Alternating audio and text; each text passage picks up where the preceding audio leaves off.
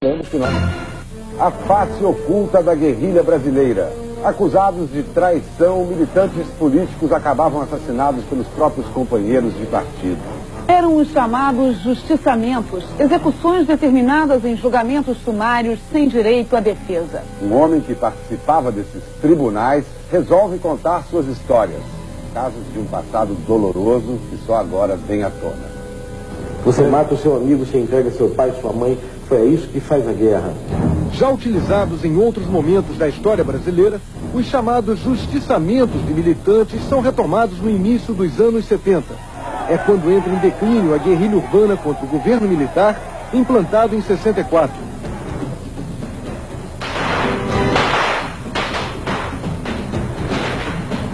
O assassinato do ex-militante comunista Salatiel Teixeira Rolim, o chinês, foi provavelmente a última ação de justiçamento promovida por grupos guerrilheiros que atuaram no Brasil nas décadas de 60 e 70. Acusado de desviar dinheiro do Partido Comunista Brasileiro Revolucionário e de delatar companheiros, Salatiel foi julgado e condenado por um tribunal revolucionário. A sentença foi cumprida na manhã do dia 22 de julho de 1973. A repressão baseada na tortura prende e mata os principais líderes guerrilheiros. O medo das delações aumenta nas organizações clandestinas. Um dos primeiros a ser justiçado é Carlos Alberto Maciel Cardoso, o Juca. O acervo da repressão, que está no Arquivo Público do Rio de Janeiro, revela que Cardoso foi preso em 71 e fugiu no dia seguinte. A pessoa chegou a reconhecer que tinha sido presa e tinha feito um acordo com a repressão de voltar para entregar a organização. Então a organização justiçou ele. No dia 13 de novembro, 4 dias depois da prisão, Cardoso foi morto num subúrbio do Rio. Há um episódio polêmico na história da luta armada. Os chamados justiçamentos cometidos por guerrilheiros contra companheiros que eram suspeitos de terem cometido traições. Você participou no dia 23 de março de 71 da execução de um militante da LN, Márcio Leite de Toledo, que defendia uma pausa na luta armada e foi considerado inconfiável. Você participou diretamente da execução, então? Essa é uma informação que até hoje eu não dei. Essa é a informação que até hoje eu não dei. Porque é o que você está perguntando, né? E na verdade verdadeira, eu acho que eu também não dei, porque também até hoje ninguém teve essa atitude de chegar e me perguntar diretamente. Participei sim da ação. A tiros, numa rua, no jardim. Daqueles jardins lá de São Paulo, como você disse, no dia 23 de março de 1971. Foi um comando de 4 companheiros que participou, não fui eu sozinho. Os outros 6 estão mortos. Quando eu saí, eu não resisti. Eu disse para Miriam, se acontecer alguma coisa com algum de nós, eu volto aqui e te mato. Você nos denunciou. Aí ela ficou assim, não, Vera não, Ângela, né? Ângela, de jeito nenhum, não denunciei. Eu disse, é? Empresário dinamarquês radicado no Brasil, Henning Albert Boysen, foi executado na rua Barão de Capanema, nos Jardins, em São Paulo, na manhã do dia 15 de abril de 1971. Era presidente do grupo Ultragás. Não era um inocente, um empresário, ele não foi justiçado simplesmente porque ele era um empresário. Ele foi justiçado porque ele era um quadro do sistema, ele era um quadro direto da repressão. E como tal, ele estava sujeito às sanções da guerra. Você matou o empresário Boysen? Eu participei da ação, eu dirigi a ação e fui o autor do tiro de misericórdia.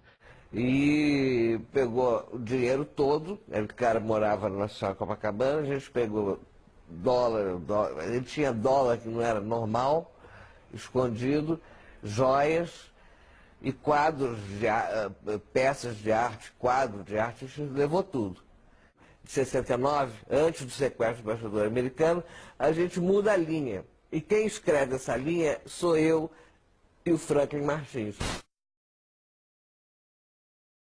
Se os caras não aceitassem a troca, nós executaríamos ou não o embaixador? Essa pergunta foi feita para mim no Senemar,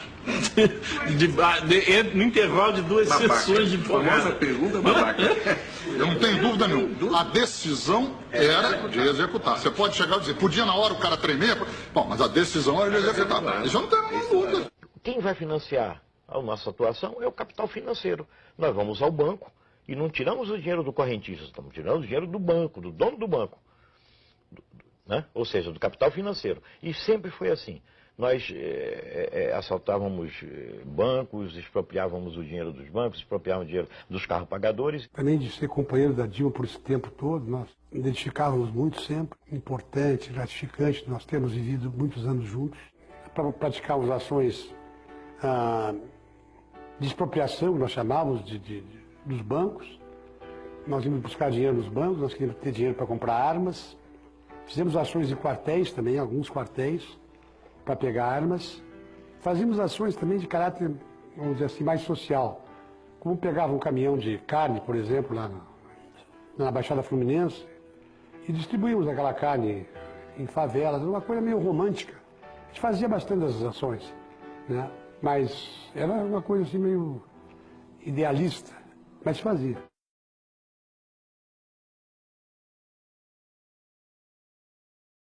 Eu estava lutando contra uma ditadura militar, mas se você examinar o programa político que nos movia naquele momento, era voltado para uma ditadura do proletariado.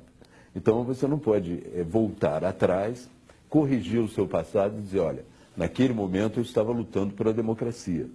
Havia muita gente lutando pela democracia no Brasil, mas não especificamente os grupos armados que tinham como programa esse processo de chegada a uma ditadura do proletariado. É a primeira grande visão do passado. Aí já um movimento não mais estudantil, um movimento social de tomada do poder, é isso que nós queríamos, e transformação daquilo em socialismo. E que nós não éramos exatamente contra a ditadura, nós éramos contra a ditadura militar, burguesa, mas nós éramos a favor da ditadura do proletariado. Isso ninguém diz, mas tem que dizer, faz parte da nossa história. Aquela casa era do Offset. O Gabeira tinha entrado na organização há pouco tempo, há uns 6 ou 7 meses. Ele era responsável pelo jornal Resistência, que era um jornal que nós tínhamos que era muito bonzinho. Pelo menos a gente queria fazer jornal, entendeu? Não era só luta armada. E ali tinha Offset. E também tinha Kombi verde, que nós usamos no sequestro, que foi a maior bandeira para o vizinho reconhecer a casa, né?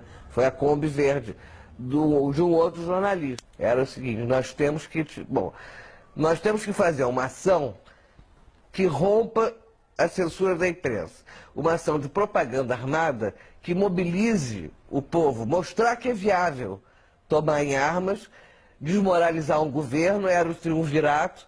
Desde o início eu fui separado pelo Marighella para ser um quadro militar. Então minha tarefa sempre foi essa. Aí fui me aprimorando, depois o Marighella morre em 4 de novembro de 69. A minha tarefa na coordenação nacional era comandante militar da LN. Eu era quem montava e organizava o trabalho militar da LN no Brasil inteiro, né? O treinamento foi na Floresta da Tijuca.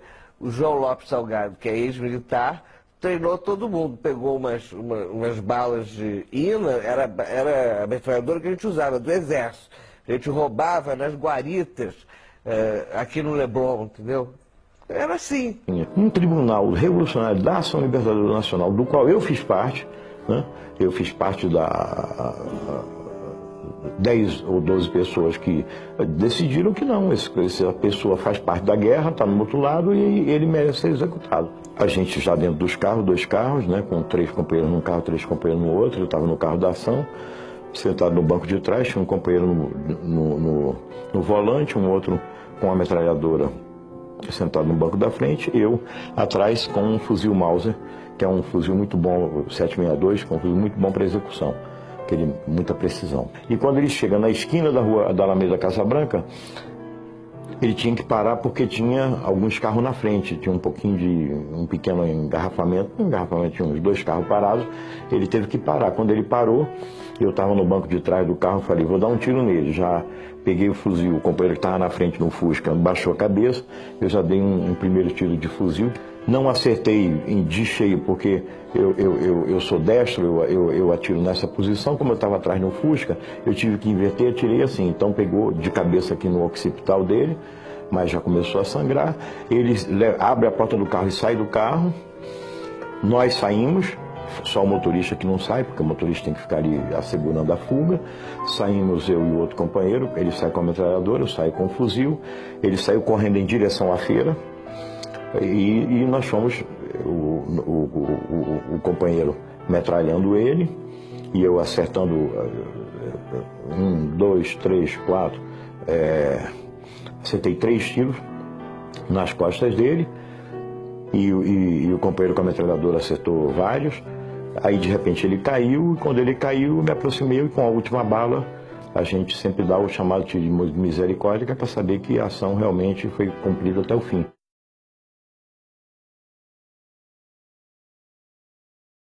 Passar horas acessando blogs de esquerda e nos comprazendo com o que lemos, satisfazendo-nos e sentindo-nos vingados dos fascistas. Dissemos tudo 1, 2, 1000 vezes. O que então estamos esperando para cruzar o rio, para jogar a cartada decisiva de nossas vidas? Convençam-se. Não há mais espaço para a conversa e para os bons modos.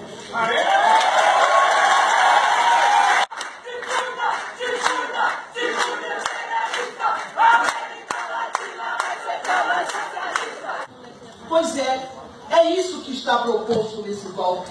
Quem sabe faz a hora e faz a luta. A gente sabe disso, que sem derramamento de sangue não haverá redenção. Com a luta... Nós estamos dispostos a oferecer a você o seguinte, um bom paredão, onde vamos colocá-lo na frente de uma boa espingarda, com uma boa bala, e vamos oferecer, depois de uma boa pá, uma boa cova, né? Com a direita e o conservadorismo, nenhum diálogo, luta. É para a gente poder fazer uma campanha dizendo claramente que nós vamos regulamentar os meios de comunicação desse país.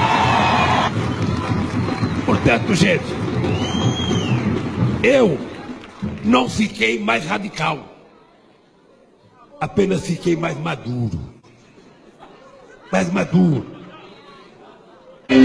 Nosotros jamás nos rendiríamos, y lo que no se pudo con los votos lo haríamos con las armas.